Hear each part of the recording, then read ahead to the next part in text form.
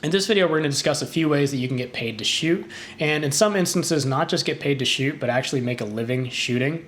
In addition to being a gun tuber or YouTuber or social media parasite, whatever you want to call me, I am also a sponsored shooter for Cabot Guns. Cabot Guns, of course, makes some incredibly high-end 1911s.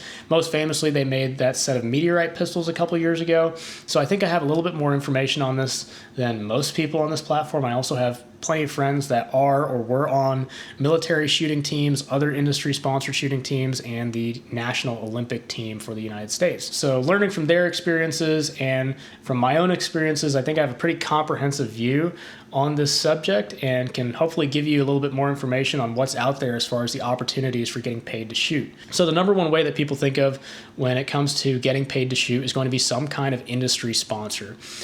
This is that traditional athletic sponsor where a company approaches an athlete and says, hey, we want you to put our logo on your jersey or your trunks or the hood of your car, and we'll give you a stipend for that, or we'll write you a check for that. Now, of course, industry sponsors do exist in shooting sports, but they rarely look like that. And there's a couple reasons for that, not least of which is the fact that guns are unfortunately politicized. You're not going to have Honey Nut Cheerios sponsor a pro shooting team, right?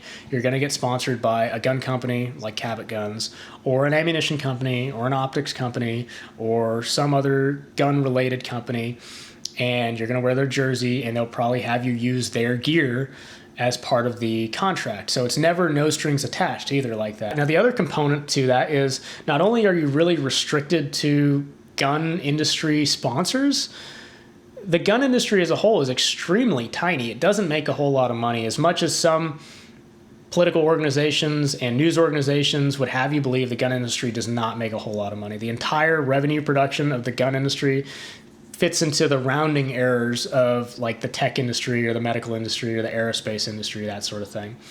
In fact, if you've ever been to SHOT Show, you have seen the entire gun industry in a single building. The entire gun industry fits into a single building in Las Vegas. That's how small it is.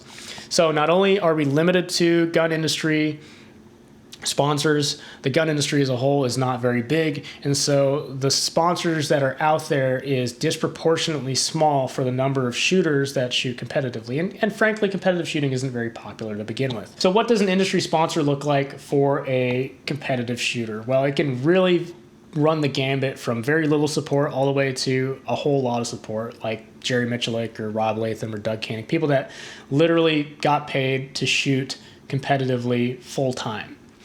My sponsorship kind of lands somewhere in between, although it is kind of on the higher end, probably in like the top 10% of sponsorships that are out there. As part of my sponsorship, I get guns that I get to keep at the conclusion of my contract. I get ammunition. I get match fees paid for up to a certain point. I get performance bonuses.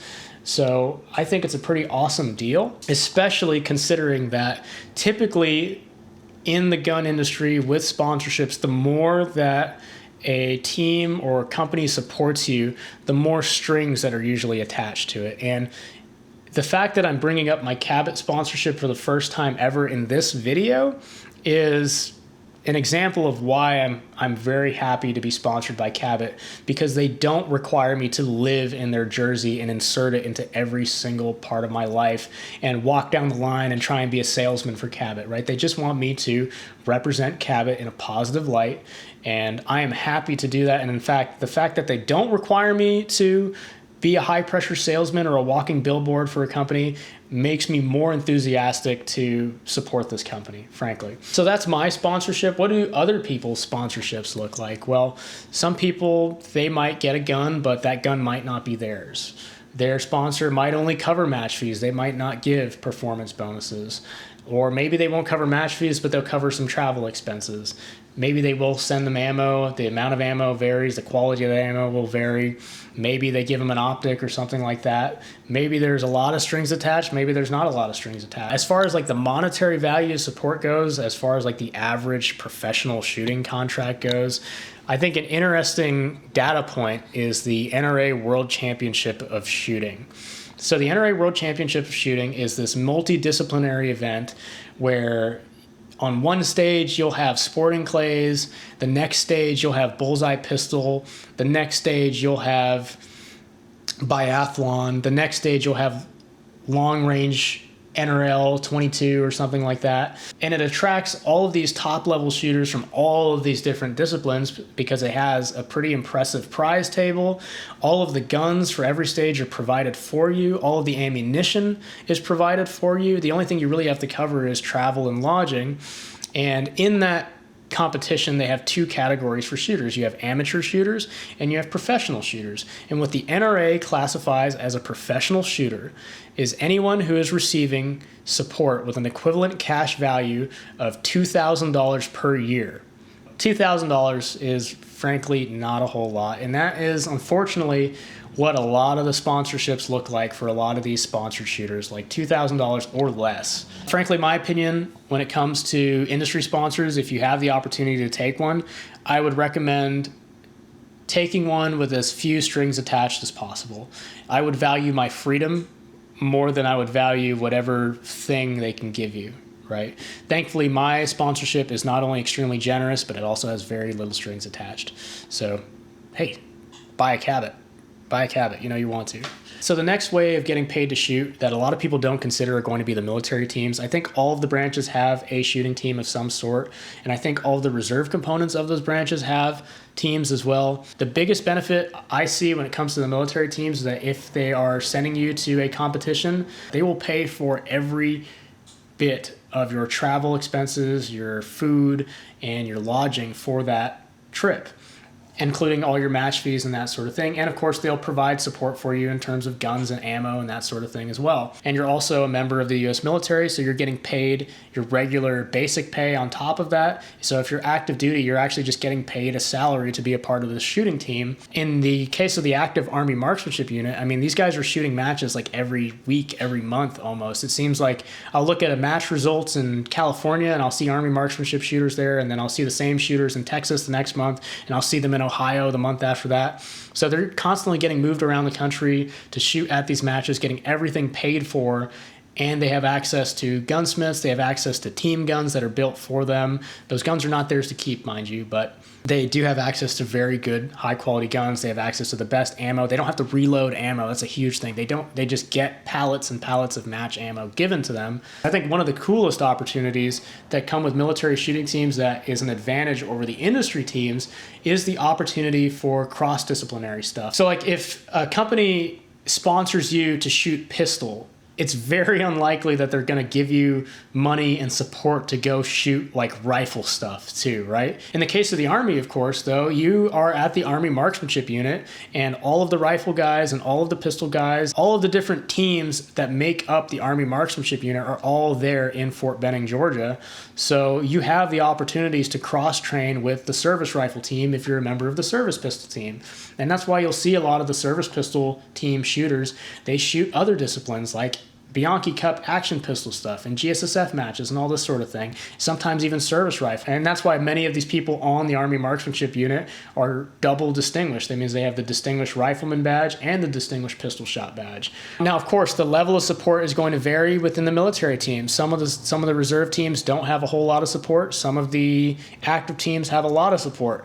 Some of the teams get killed off completely. In the case of the Marine Corps, the service rifle and the service pistol team were unceremoniously just killed off, right? The history and tradition for, I think, almost 80 or 90 years of those teams was just killed off because the Marine Corps considered those sports not relevant anymore. Like I was talking about with the industry teams, they might have a lot of benefits to offer you, a lot of good things to offer you, but it usually comes with strings attached. Well, in the case of the military teams, it's nothing but strings attached, right? You are a member of the military. You are subject to the needs of the Army. You are subject to the needs of the Marine Corps or whatever the Navy has you doing, right? So at any point in time, your situation can change and it's completely outside of your control, and to refuse is a direct violation of the UCMJ, right? And people that have refused, people that put their shooting ahead of their military obligations have been punished severely by the military. And that is the huge elephant in the room when it comes to being on a military shooting team. Now, whether or not the benefits of being in these military shooting teams outweighs the drawbacks of being in the military is totally up to the individual. For me, I don't think it's worth the squeeze. And let me give you a personal anecdote that relates to me. Last year, I was very close to re-enlisting and joining the Army Reserve Marksmanship Unit. Last year, I saw the amount of support they were getting. I saw them at multiple regional events. I saw them at the national matches. I saw them at the entire Ohio Triple Crown. I saw them unloading pallets of match ammo. And I saw they were getting all the support. And I thought to myself, well, hey, I can do 2 days out of the month, 2 weeks out of the year. I strongly considered re-enlisting and joining the Army Reserve Marksmanship Unit, and good thing I didn't, because this year, for whatever reason, they lost a significant amount of funding, and I did not see them at a regional event. I only saw them for 1 week at Camp Perry for the national matches, and that was it. So if I had joined the Army Reserve Marksmanship Unit last year, it would have been hunky-dory for the first year, and then the next year, I would basically have to self-sponsor myself to shoot all the matches and events that I wanted to shoot, in addition to having all these strings attached as a member of the United States military.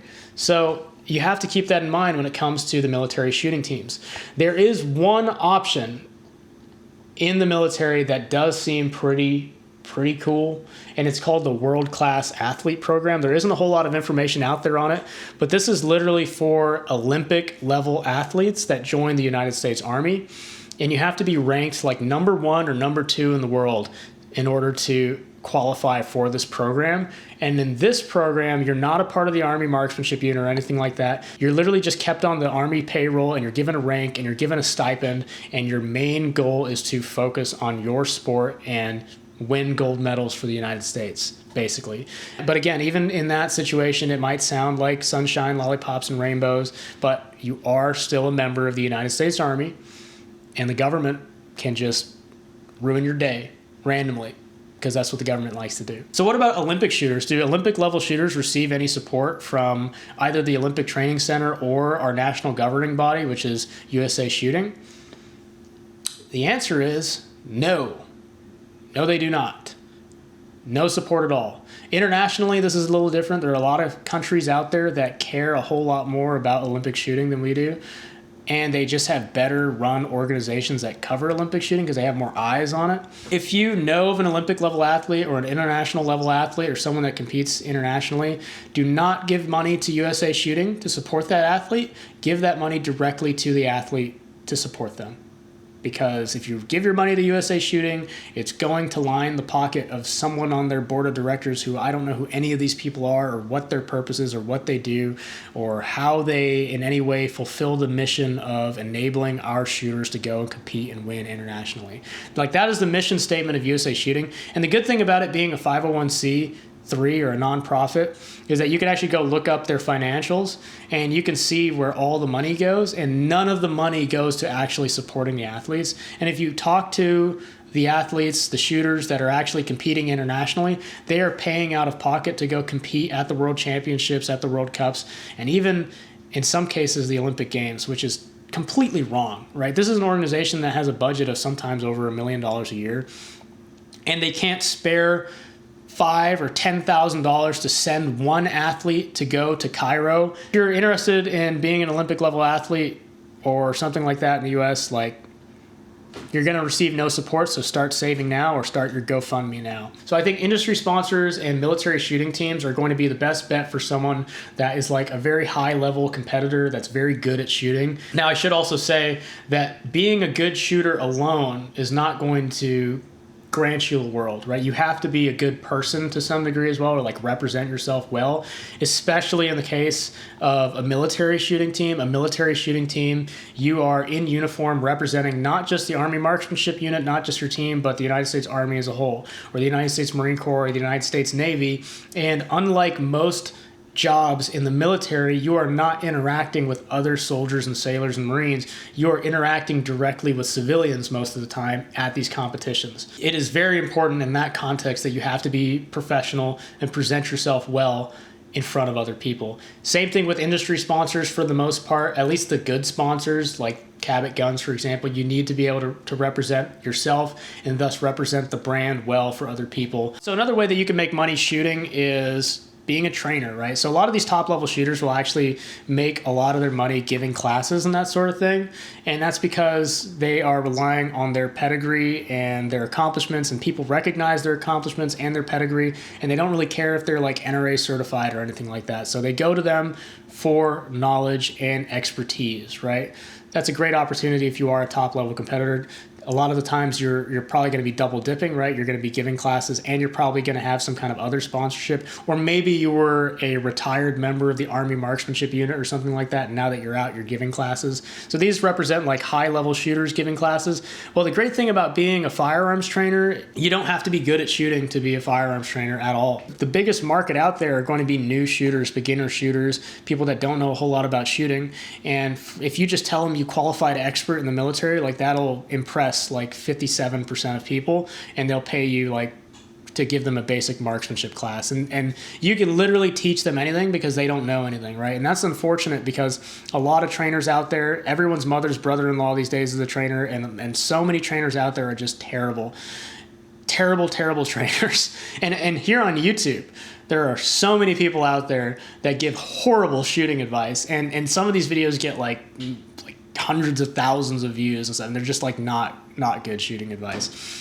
So yeah, you don't have to be a good shooter to be a trainer, and you can make a lot of money doing that. You can get qualifications and certifications. NRA certification is a joke, but if you're gonna do like classes with like the Boy Scouts or something, like they want to see that you're NRA certified or USCCA certified from some kind of like nationally recognized organization. You're not just some guy, right, with no certifications. They don't care about competition in that respect because that's more of like an insurance liability thing, right? You're teaching a bunch of Boy Scouts how to shoot air rifles or something.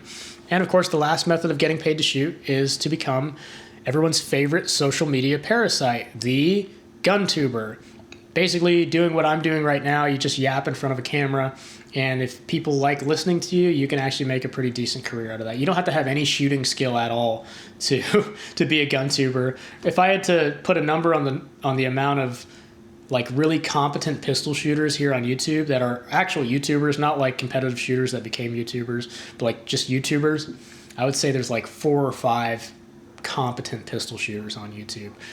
One of my favorites, smaller channel that you guys should check out, is called Ryder's Range. He is not a social media parasite. He probably barely makes any money off of YouTube, but man, can he shoot a freaking pistol. There's really no trick to becoming a gun tuber. Make videos that people want to watch is the best advice I ever heard when it came to making YouTube videos.